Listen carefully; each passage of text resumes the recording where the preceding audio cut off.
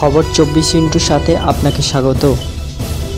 নতুন নতুন খবর জানার জন্য আমাদের চ্যানেলে চোখ রাখুন।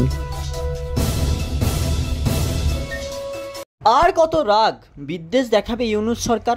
অশান্ত বাংলাদেশে হিন্দু ও সংখ্যালঘুদের উপরেই নির্যাতন চলছে। কেড়ে নেওয়া হচ্ছে জমি, পুড়িয়ে দেওয়া হচ্ছে বাড়িঘর, নির্বিচারে হত্যা করা হচ্ছে। শুধু তো তাই নয়, বদলে ফেলার চেষ্টা করা হচ্ছে ইতিহাসও। এবার বাংলাদেশ মুছে ফেলল কবিগুরু রবীন্দ্রনাথ ঠাকুরের নামও। বাংলাদেশের ময়মনসিংহের ঈশ্বরগঞ্জ উপজেলার আঠাবাড়ি জমিদার বাড়ি, এখানেই পা রেখেছিলেন রবীন্দ্রনাথ ঠাকুর। উদ্বোধন করেছিলেন কাছারি বাড়ির। সেই আঠাবাড়ি থেকে মুছেই দেওয়া হলো রবীন্দ্রনাথ ঠাকুরের নাম। বাড়ির সামনে যে ফলক ছিল সেখান থেকে রবীন্দ্রনাথের নাম মুছে ফেলা হয়েছে।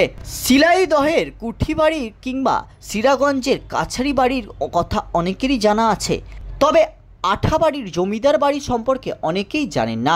1926 সালে 19 ফেব্রুয়ারি জমিদার প্রমোদচন্দ্র রায় চৌধুরীর আমন্ত্রণে আঠাবাড়ি জমিদার বাড়িতে যান বিশ্বকবি। তার অনুরোধেই কাছারি বাড়ির উদ্বোধন করেন। 1968 সালে এখানে তৈরি হয় আঠাবাড়ি ডিগ্রি কলেজ। এই কলেজের ভেতরেই রয়েছে রবীন্দ্রনাথের উদ্বোধন করা কাছারি বাড়ি। প্রতি বছরই কবিগুরুর জন্ম ও মৃত্যুবার্ষিকীতে দূর দূরান্ত থেকে জনসমাগম হতো, তবে বর্তমানে রবীন্দ্রনাথের নাম মুছে দেওয়ার পর সেই ভিড়ও কমে গিয়েছে। প্রসঙ্গত, চলতি বছরের 5ই আগস্ট হাসিনা সরকারের পতনের ও ইউনূসের নেতৃত্বে অন্তর্বর্তী সরকার গঠনের পরই কবিগুরু রবীন্দ্রনাথ ঠাকুরের লেখা আমার সোনার বাংলা গানটিকে বাংলাদেশের জাতীয় সঙ্গীত হিসাবে বাদ দেওয়ার চেষ্টা শুরু হয়।